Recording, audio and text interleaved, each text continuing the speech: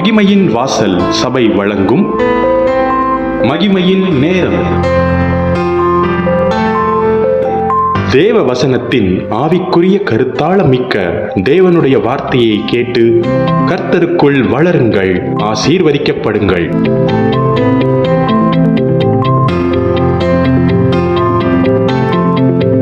இச்செய்தியினை உங்களுக்கு வழங்குபவர் மகிமையின் வாசல் சபையினுடைய போதகர் பாஸ்டர் சங்கர் அவர்கள். கர்த்தர்தாமே உங்களை ஆசீர்வதிப்பாராக. யாவரும் அமரலாம். இந்த நாளிலே நாம் கர்த்தருடைய வார்த்தை கடந்து போகலாம். ஆத்துமாவின் ஆசீர்வாதம்.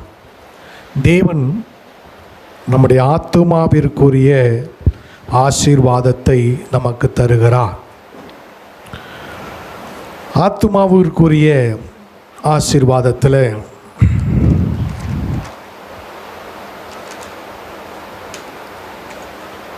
நீதிமொழிகள் புஸ்தகம்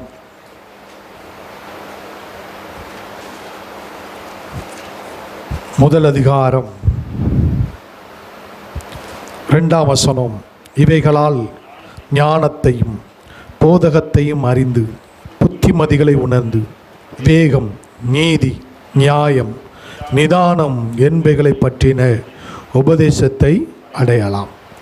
ஆத்துமாவிற்கு தேவன், உங்களுடைய ஆத்துமாவிற்கு தேவன் இப்படிப்பட்ட ஆசீர்வாதங்களை தர விரும்புகிறார். மனிதனுடைய ஆவி, ரட்சிக்கப்பட்ட ஒரு மனிதனுடைய ஆவி பூரணமுள்ளதாக இருக்கிறது. எபிரேயரில் சொல்லப்பட்டிருக்கிறது, நாம் பூர்ணப்படுத்தப்பட்டிருக்கிறோம் அவருடைய ஆவியினாலே, இரத்தத்தினாலே. மனிதன் ஆவியாக இருக்கிறான், அவனுக்கு ஒரு ஆத்துமா இருக்கிறது. அவன் சரீரம் என்கிற கூட்டிலே வாழ்கிறான். சொல்லுவோம், எனக்கு ஒரு ஆவி இருக்கிறது, எனக்கு ஒரு ஆத்துமா இருக்கிறது, நான் சரீரம் என்கிற கூட்டிலே வாழ்கிறேன்.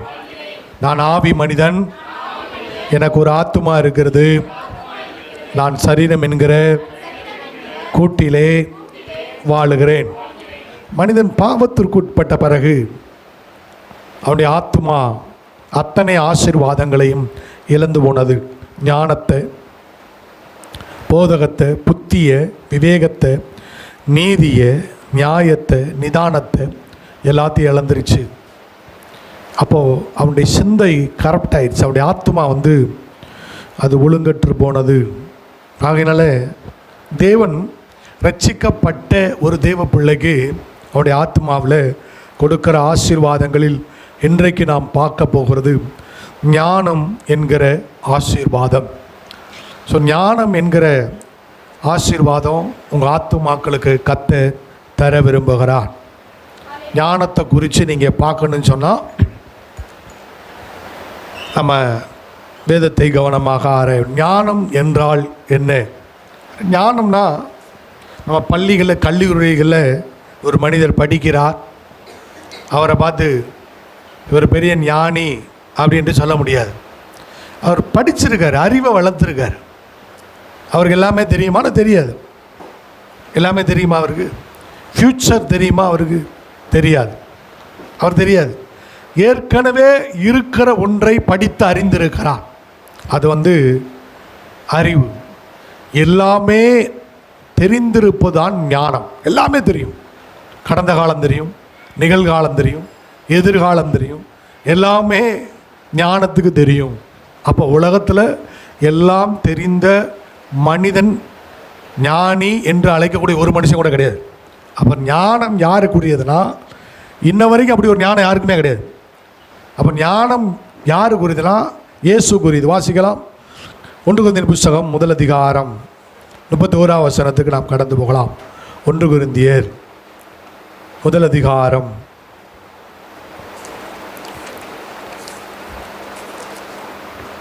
31 வசனம். எல்லாம் சேர்ந்து வாசிக்கலாம். அவரே தேவனால் நமக்கு ஞானமும் நீதியும் பரிசுத்தமும் மீட்புமான அவரே ஞானம். சொல்லு, இயேசுவே ஞானம். அவருக்கு தான் எல்லாம் தெரியும். இங்கே இருக்க யாருக்குமே நான் சொல்லணும்னா ஞானமாகி இயேசு உள்ளே இருக்கார், அவ்வளோதான். உங்களுக்கு எல்லாமே எதிர்காலம் தெரியுமா? நீங்கள் எப்படி நடக்கணும்னு தெரியுமா? ஒன்றும் தெரியாது. ஆனால் இயேசுவுக்கு சகலமும் தெரியும். அவரே ஞானத்திற்கு, கனத்திற்கும், மகிமைக்கும் பாத்திரர். ஹல்லேலூயா. ஞானம்னா தான் பாருங்க, ஞானம்ன்றது அவர் தான். அவர் உங்களுக்குள்ளே இருக்கார். அதனால் நீங்கள் ஞானிகளாக கேட்டால், நீங்கள் ஞானிகளாக இருக்கிறது முட்டாளாக இருக்கிறது உங்கள் கையில் இருக்குது. ஆனால் கர்த்தர் உங்கள் ஆத்துமாவுக்கு ஞானத்தை தர விரும்புகிறார். ஏன் சொல்ல இருக்கார், அவற்றை ஞானம் இருக்குது. ஆனால் மனிதனுக்கு அவன் ஞானத்தில் நடந்து கொள்வதும் மதியினத்தில் நடந்து கொள்வதும் அவன் கையில் இருக்குது. ரட்சிக்கப்பட்ட ஒரு சகோதரனோ சகோதரி ஞானத்தில் நடக்கலாம் அல்லது மதியினத்தில் நடக்கலாம். அதை பற்றி அவங்கவுங்க தனிப்பட்ட சித்தம், அவங்களுடைய தீர்மானங்கள். அது ரட்சிக்கப்பட்ட எல்லாரும் ஞானிகள் கிடையாது. யோபுல போட்டிருக்க முதிர் வயது உள்ளவர்கள் யாவரும் ஞானிகள் அல்லன்னு சொல்லப்பட்டிருக்கு. முதிர் வயசு இருந்தால் ஞானம் இருக்குமா? அப்படியும் கிடையாது. இப்போ இளைஞனாக இருந்தால் ஞானம் இருக்குமா? இருக்காது. நான் சொல்கிறேன், இயேசு உள்ளே இருந்தால் கூட ஒரு விசுவாசிக்கு ஞானத்தில் நடக்காமல் போவதற்கான சாத்தியக்கூறுகள் உண்டு. அப்போ ஆண்டவர் ஞானம், அவர் தான் ஞானம். இயேசுனா ஞானம், அவர் தான் ஞானம். இந்த ஞானத்தை இன்னும் கொஞ்சம் நான் உங்களுக்கு விளக்குறேன். அவர் தான் ஞானம். இந்த உலகத்தில் எந்த மனுஷனுக்கும் அப்படி ஞானின்னு அழைக்க முடியாது. சரிங்களா? ஞானின்னு நினைச்ச முடியாது, அறிவாளின்னு அழைக்கலாம். சரி, அழைச்சிக்கொள்ளுங்க. அப்போ ஞானம் என்ன பண்ணுறது? ஞானத்தை பற்றி இன்னொரு காரியத்தை நான் உங்களுக்கு வாசிக்கிறேன் பாருங்கள்.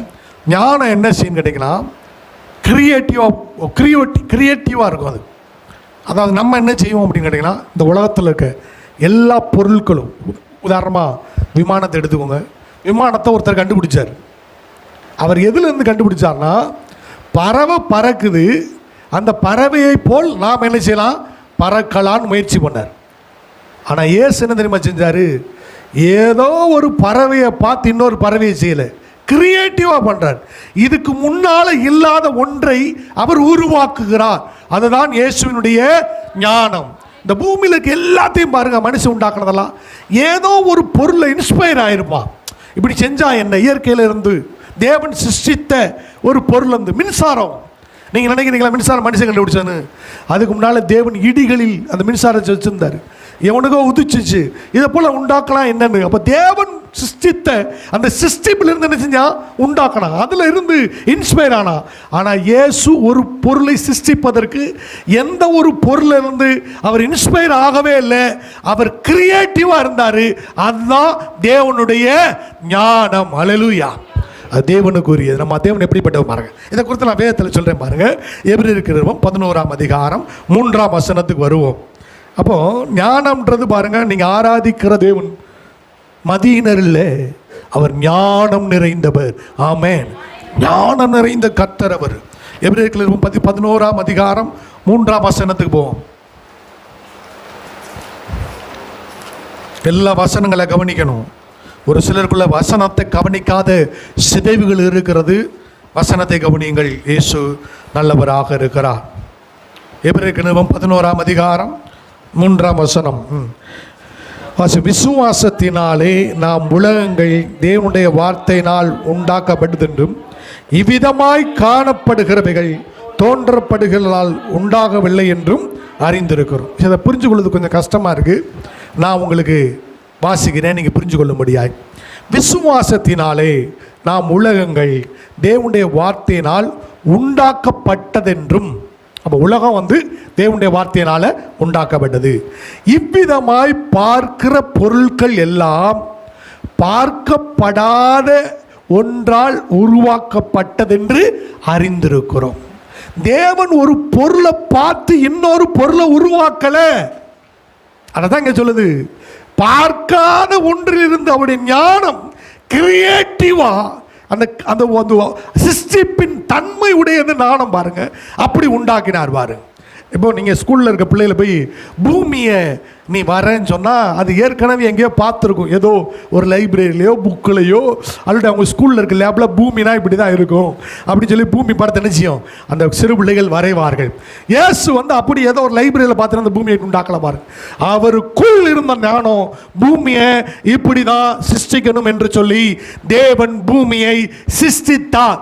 அதுதான் தேவனுடைய ஞானம். ஹல்லேலூயா. காணப்படாத பொருளிலிருந்து தேவன் பொருளை சிருஷ்டித்தார். அது யாருக்கு நமக்குள்ள நமக்குள்ள வந்து அப்படிப்பட்ட கிடையாது பாருங்க. நம்மெல்லாம் ஜெராக்ஸ் காப்பீஸ். ஏதாவது பார்ப்போம், அது செய்வோம். ஆனால் கர்த்தரோடு நடந்தீர்களானால் நீங்கள் வந்து ஒரு யூனிக்காக இருப்பீங்க. அதாவது ஜெராக்ஸ் காப்பியாக இருக்க மாட்டீங்க, கிரியேட்டிவிட்டியாக இருப்பீங்க. தேவன் அதை செய்வார். அல்லேலூயா. அப்படி தான் கர்த்தர் வந்து வச்சிருக்காரு. சரி, ஓகே. அப்போது தேவன் பாருங்க, பார்க்கப்படாத ஒன்றை உருவாக்குகிறது ஞானம். ஞானம்னா சில விளக்கங்களை கொடுத்துட்டே இருக்கேன். ஃபியூச்சர் ஈவன் ஞானத்துக்கு தெரியும், எதிர்காலத்தில் நடக்கிற விஷயம் தெரியும். தேவன் பேசும்போது பாருங்க, ஞானத்தை போதிக்கும் வரம்னு ஒன்று இருக்கு பாருங்க, அறிவை உணர்த்தும் வசனம்னு ஒன்று இருக்கு.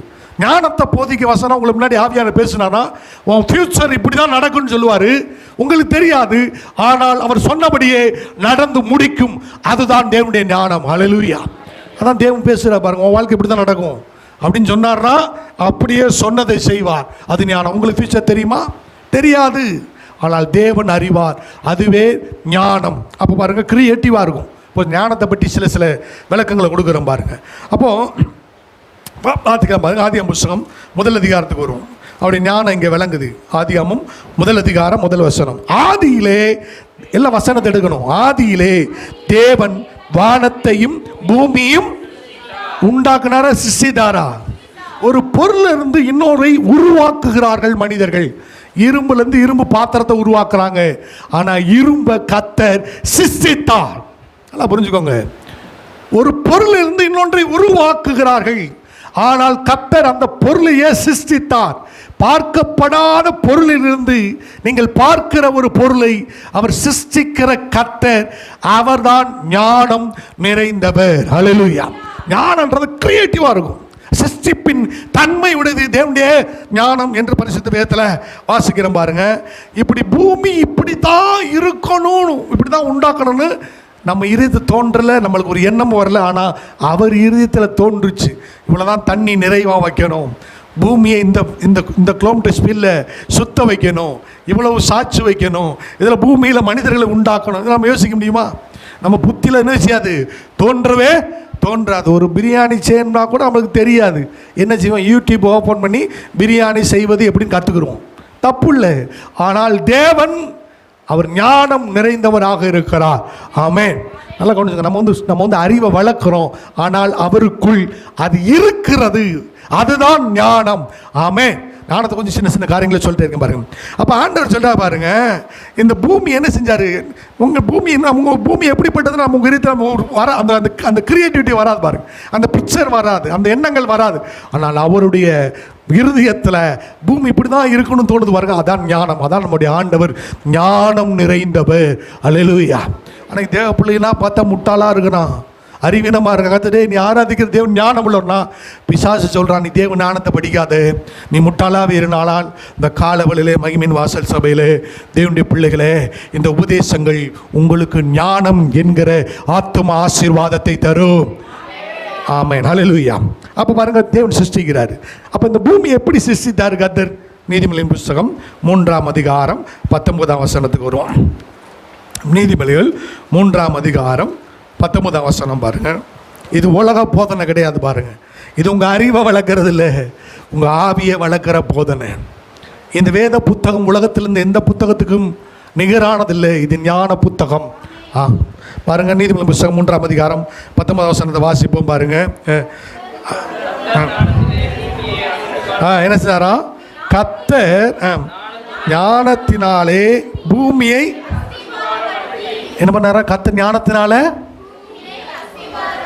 அவருடைய ஞானம். நீங்கள் வீட்டை எதிர் மேலே அஸ்திவாரப்படுத்துவீங்க, பூமியை அந்தரங்கத்தில் தொங்க விடுன்னு அவர் ஞானம் சொல்லிச்சான். பூமி அந்தரங்கத்தில் தொங்குது. உங்கள் வீடை கட்டுறதுக்கு அஸ்திபாரத்துக்கு என்ன செய்றீங்க? ஒரு நாட்களில் வந்து நல்ல பாறாங்கல்களை போட்டு அஸ்திபாரம் போட்டாங்க. அப்புறம் காலம் கடந்த போது என்ன செஞ்சாங்க? கம்பி சிமெண்ட் கலவை வச்சு காங்கிரீட் போட்டாங்க. பூமி எப்படி அஸ்திபாரம் போட்டாராம்? ஞானத்தினால அஸ்திபாரம் போட்டான். சரி, நான் ஒரு காரியத்தை சொல்கிறேன். பூமியின் அஸ்திபாரம் எது? கர்த்தருக்கு ஸ்தோத்திரம். எரேமியா 10ஆம் அதிகாரத்துக்கு போவோம். எரேமியா 10ஆம் அதிகாரம். அப்போ ஞானம் என்ன செஞ்சிச்சு? உட்காந்து யோசிச்சு பாருங்க. அந்த ஃபேனை மாட்டினா இந்த ஃபேனு கீழே விழுந்துருமா விழுகாதான் கொஞ்சம் செக் பண்ணுவோம் பாருங்க. போல்டு நாட்டு டைட் ஆகான்னு அவர் என்ன சொல்றாரு, நான் பூமியை அந்த இடத்துல தொங்க விடுறேன், அது சாமி நிற்கின்றார். என்ன ஞானம் ஐயா உமக்கு, என்ன ஞானம்? அப்போ நம்மளாம் ஞானிகளாக கேட்டால், நீங்கள் ஞானிகளாகும்படி இந்த வேத வசனம் அருளப்பட்டிருக்கிறது. அல்லேலூயா. ஆனால் அவருடைய ஞானம், அவர் சிறந்தவர். அப்போ பூமி நிற்கிது, என்ன அவருடைய ஞானத்தில் இந்த பூமி அஸ்திபாரப்படுத்தப்பட்டிருக்குது. எரேமியா எழுதின தீர்க்கதரிசன புத்தகத்தை வருவோம், 10ஆம் அதிகாரம். எரேமியா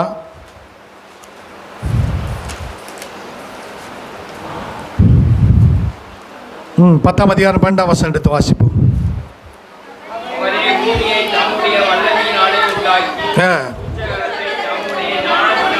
ஞானத்தினாலே பூச்சக்கரணங்களுங்க, இந்த அண்ட சராசரம் இருக்குல்ல, வளிமண்டலத்தில் இருக்கிற அத்தனை கோள்களும் அவர் தான் ஞானத்தில் நினைச்சாரா படைத்தார். படைச்சிட்டு வானத்தை தம்முடைய அறிவினாலே விரித்தார். இந்த ஞானத்துக்கு உங்களுடைய ஞானம் நிகராகுமானா? கிடையவே கிடையாது. அவருடைய ஞானத்தை கேட்டிருக்கீங்களா அப்படின்னா நான் சொல்கிறேன், வசனத்தை மூலமாய் அவருடைய ஞானத்தை கேட்கிற நீங்கள் பாக்கியவான்கள். அல்லேலூயா. அப்போ தேவனுடைய வசனத்துக்கு முன்னாடி நம்மளாம் பாருங்கள், ஒன்றுமே நம்முடைய அறிவு குறைவுள்ளது அப்படின்னு வசனம். எபிரேயர்கள் எரேமியா 10ஆம் அதிகாரம் 12ஆம் வசனம் பாருங்க.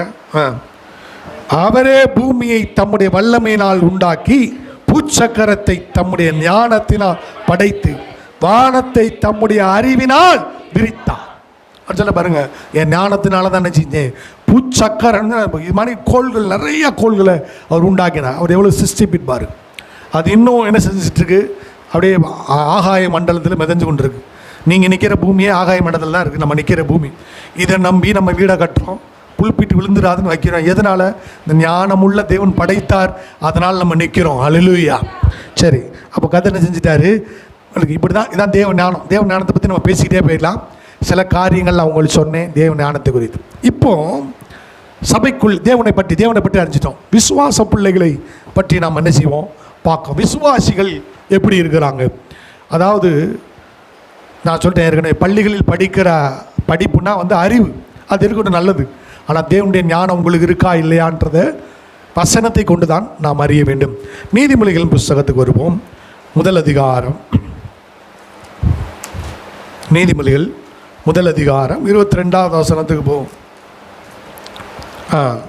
பேதைகளே நீங்கள் பேதமே விரும்புவதும், நிந்தனைக்காரரே நீங்கள் நிந்தனையில் பிரியப்படும், மதியினரே நீங்கள் ஞானத்தை இருப்பதும் எது வரைக்கும் இருக்கும்? ஞானத்திற்கு ஜஸ்ட் ஆப்போசிட் என்னது? மதியினம், முட்டாத்தனம், புத்தியினம். பிசாசு உங்களை முட்டாளாவே வச்சிருக்க விரும்புவான். நீங்கள் என்னதான் கல்வியில் படிச்சிருந்தாலும் புத்தி வேலையாக செய்யாது.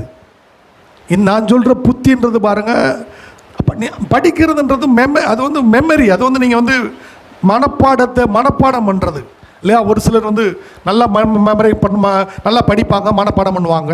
அது எல்லாருக்கும் இருக்கணும். கர்த்தருக்கு மகிமை உண்டாகட்டும், கர்த்தர் நல்லவர், அதை நீங்கள் செய்யுங்க. ஆனால் இங்கே சொல்லும்போது கர்த்தர் சொல்கிறாரு, தேவ பிள்ளைகளை நீ மதியனா இருக்காத.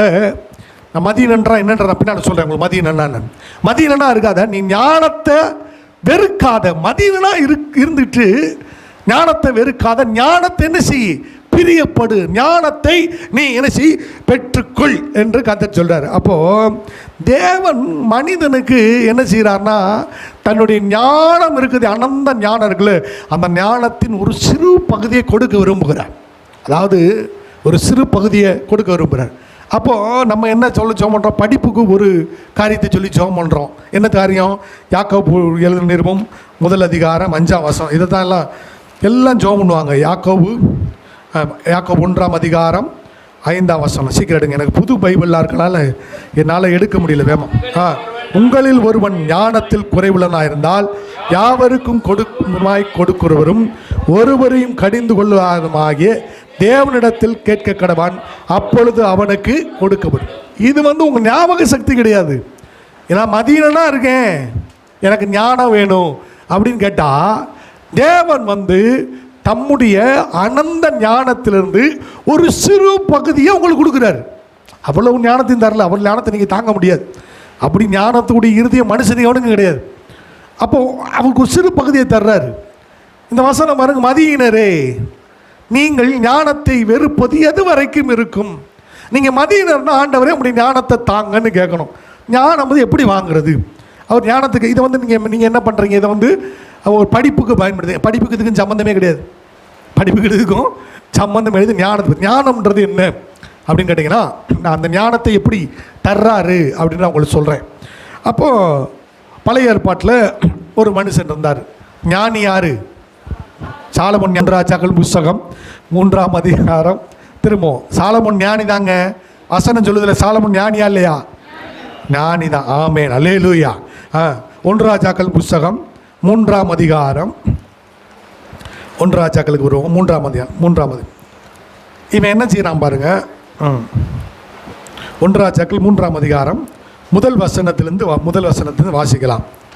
1 ராஜாக்கள் 3ஆம் அதிகாரம் முதல் வசனத்திலிருந்து வாசிக்கலாம். ரெண்டாம் வசனம். அந்நாட்கள் மட்டும் கர்த்தருடைய நாமத்திற்கு ஒரு ஆலயம் கட்டப்படவில்லை. ஜனங்கள் மேடைகளே இளஞ்செய்து வாசிப்போம் பலியிட்டு வந்தார்கள். சாலமோன் கர்த்தரிடத்தில் அன்பு கூர்ந்து தன் தகப்பனாகிய தாவீதின் கட்டளையில் நடந்தான். ஆனாலும் அவன் மேடைகளிலே பலியிட்டு தூபம் காட்டி வந்தான். அப்படியே ராஜா பலியிட கிபியோனுக்கு போனான். அது பெரிய மேடையாக இருந்தது. அந்த பலிபீடத்தின் மேல் சாலமோன் 1000 சர்வாங்க தகன பலியை செலுத்தினான். கிபியோனிலே கர்த்தர் சாலமோனுக்கு ராத்திரியிலே சொப்பனத்தில் தரிசனமாகி, நீர் விரும்புகிறதை என்னிடத்தில் கேள் என்று தேவன் சொன்னார். அதற்கு சாலமோன், என் தகப்பனாகிய தாவீது என்னும் உமது அடியான் உம்மை பற்றி உண்மையும் நீதியும் மனநேர்மையாக உமக்கு முன்பாக நடந்தபடியே தேரீர் அவருக்கு பெரிய கிருபை செய்து அந்த பெரிய கிருபையை அவருக்கு காத்து இந்நாளில் இருக்கிறபடி அவருடைய சிங்காசனத்தில் வீற்றிருக்க ஒரு குமாரனை அவருக்கு தந்து, இப்போதும் என் தேவனாகிய கர்த்தாவே, தேவரீர் உமது அடியேன் என் தகப்பனாகிய தாவீதின் ஸ்தானத்தில் ராஜாவாக்கினீரே. நானோ வென்றால் போக்குவரத்து சிறுவிளையாயிருக்கு. நீ தெரிந்து கொண்டதும் ஏராளத்தினால் எண்ணிக்கைக்கு அடங்காததும் இலக்கத்துக்கு உட்படாததுமான திரளான ஜனங்களாகிய உமது ஜனத்தின் அடியே இருக்கிறேன். ஆகையால் உமது ஜனங்களை நியாயம் விசாரிக்கும் நன்மை தீமை என்னதென்று வகையறுக்கும் அடியேனுக்கு ஞானமுள்ள இருதயத்தை தாருன்றான். அப்போ இவன் வந்து படிக்கலன்னு நினைக்கிறீங்களா? ராஜா வந்து இவனை படிக்காமல் வச்சுட்டான்னு நினைக்கிறீங்களா? பள்ளி கல்லூரிக்கு போயிருப்பான், படிச்சிருப்பான், எழுத்தை படிச்சிருப்பான், ஸ்கூலுக்கு போயிருப்பான்.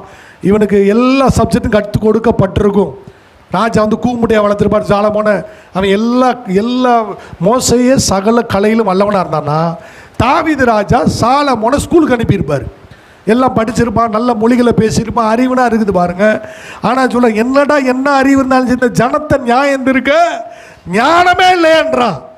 கத்தர் கேட்குறான் பாருங்க. கத்தர் சொல்கிறாரு, ஞானம் இல்லைன்னு கேட்குறல, உனக்கு ஜனங்களை நியாயம் விசாரிப்பதற்கு என் ஞானத்திலேருந்து ஒரு பகுதியை தர்றேன்னு சொல்கிறேன். நல்லா கவனிங்க. அதைத்தான் அவன் பெற்றுக்கொள்கிறான் பாருங்க. அவன் என்ன சொல்கிறான்? அதை பெற்றுக்கொள்கிறான்.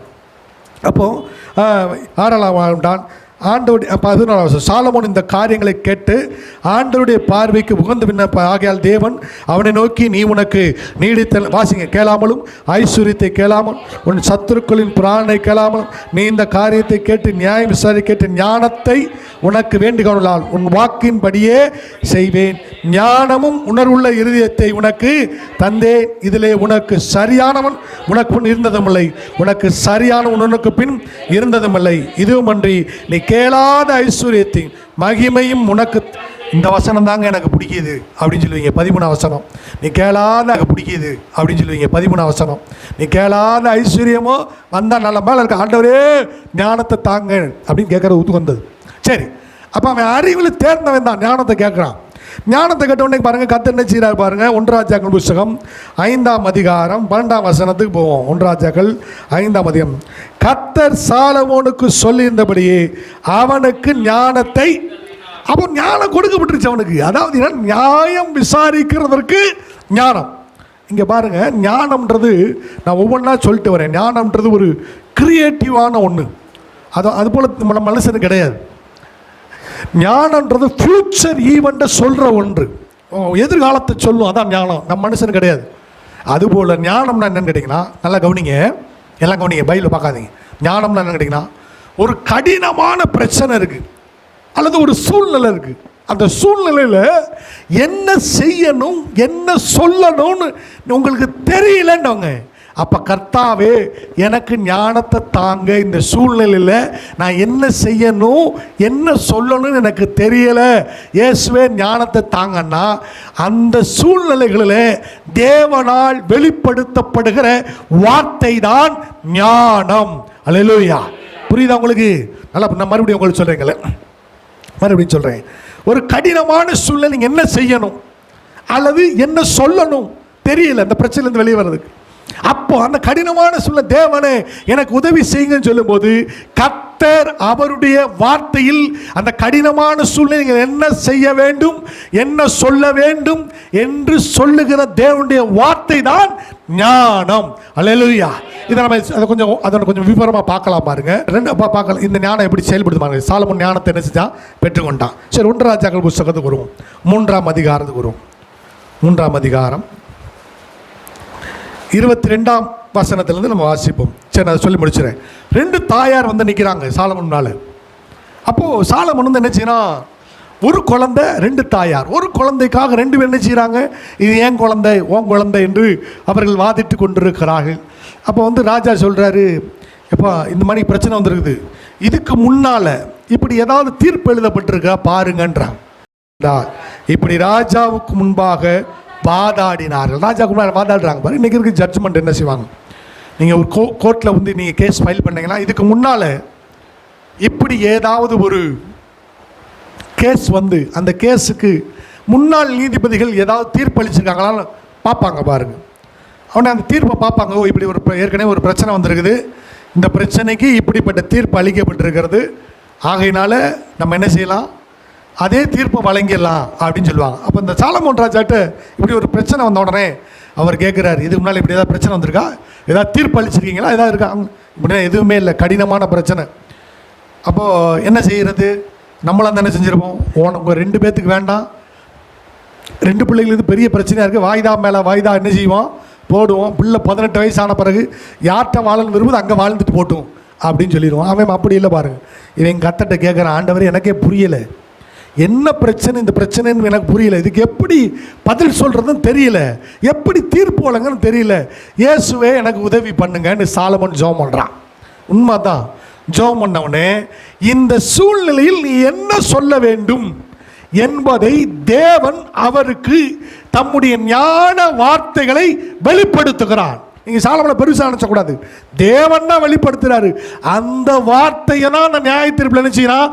சொல்லுகிறான். நான் சொல்கிற வார்த்தை பாருங்க, இது என்னமோ பெரிய கிங் வந்து நான் சொல்லி சாலமோன் பெரிய கிங் அப்படி அவனுக்குள்ள ஊர் இல்லை இல்லை இல்லை இல்லை, ஞானத்தை அளித்த தேவனுடைய வார்த்தையை தான் அங்கே சொல்கிறான் பாருங்க. அதுக்கு சொல்ல பாருங்க. சொல்லுவாங்க, அப்போது ராஜா உயிரோடு இருக்கிறது என் பிள்ளை, செத்தது உன் பிள்ளை என்று சொல்லுகிறான். அப்படி இல்லை, செத்தது உன் பிள்ளை, உயிரோடு இருக்கிறது என் பிள்ளை என்று அவர் சொல்லுகிறான் என்று சொல்லி ஒரு பட்டயத்தை கொண்டு, இதனை யார் சொன்னா தெரியுமா? பட்டயத்தை கொண்டு வாங்கன்னா தேவன் சொன்னாரு, இங்க பாரு இப்படி செய், இப்படி சொல்லு அப்படின்னு யார் சொன்னா? ஞானத்தை அளித்த ஞான வார்த்தை பேசுகிறது. தேவன் பேசுகிறார். ஞானம்னா இயேசு, அவன் தான் சொல்றாரு இப்படி செய்கின்றார் பாருங்க. அதை கேட்டு செய்யறான், அதான் ஞானம் பாருங்க. சொல்ல பாருங்க, கொண்டு வான்றான் பாருங்க.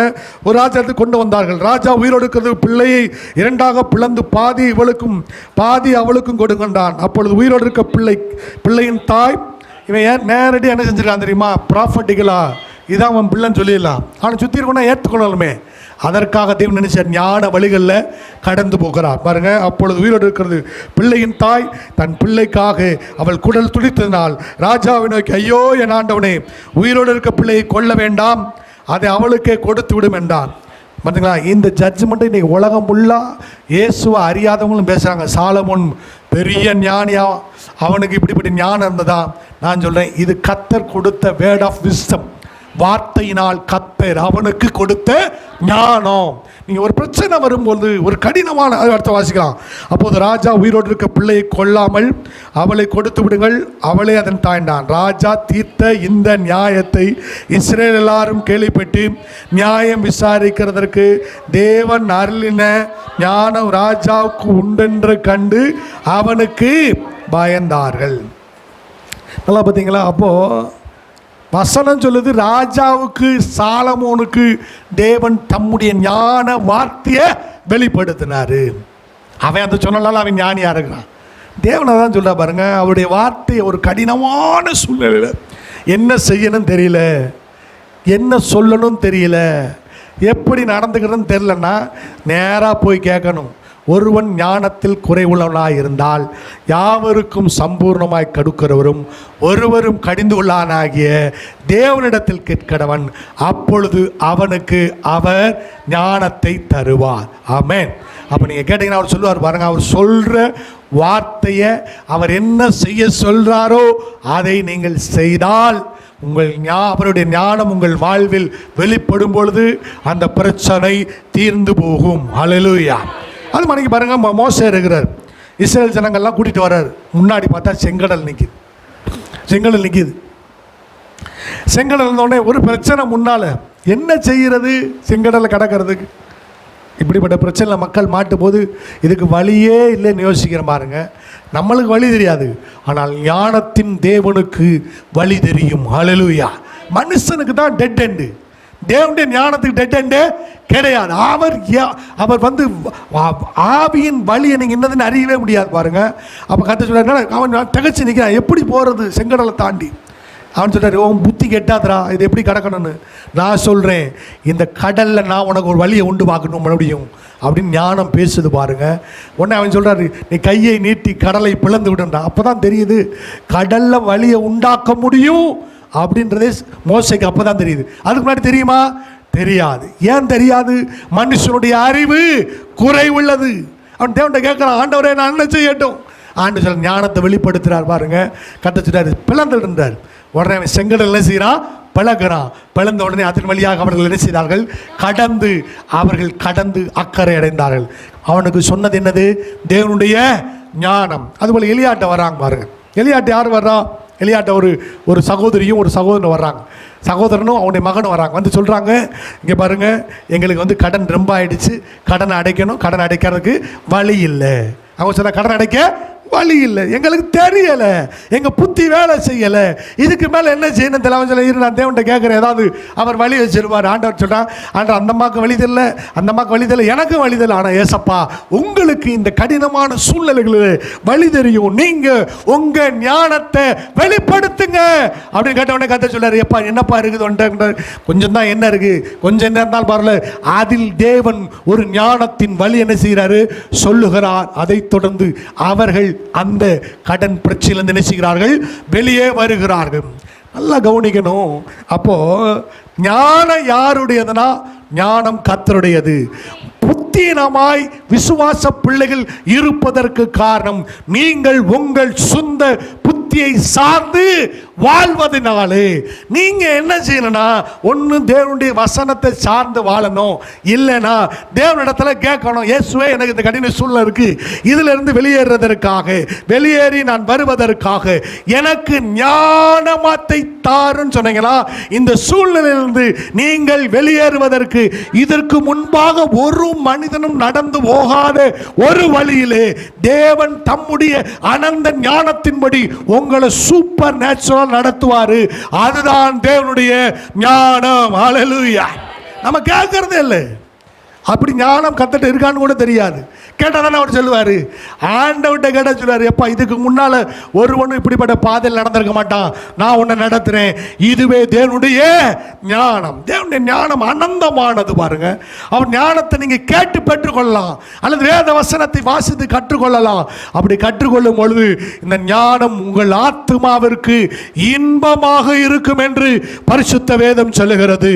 நல்லா கவனிங்க தேவ பிள்ளைகள், யாரும் மூடர்களாய் புத்தியினர்களாய் இருக்க தேவன் விரும்பவில்லை. என்ன செய்ய வேண்டும், என்ன சொல்ல வேண்டும் என்று தெரியாத புத்தியினர்களாய் இருக்க இயேசு உங்களை அழைக்கவில்லை. உங்கள் அறிவு குறைவுள்ளதான், ஆனால் நீங்கள் ஆராதிக்கிற இயேசுவாகிய ஞானம் என்கிற தேவன் உங்களுக்காக கேட்கிற யாவருக்கும் தம்முடைய ஞானத்தின் வார்த்தைகளை தெரியப்படுத்துவதற்காக அவர் காத்து கொண்டிருக்கிறார். கேட்கிற யாவருக்கும் தம்முடைய ஞானத்தின் வார்த்தைகளை சம்பூர்ணமாக தருகிறார். ஹல்லேலூயா. அப்ப சாலமன் என்ன செஞ்சா? கேட்டு பெற்றுக்கொண்டான். சாலமன் ஞானியா ஞானி இல்லையா? Don't forget to subscribe.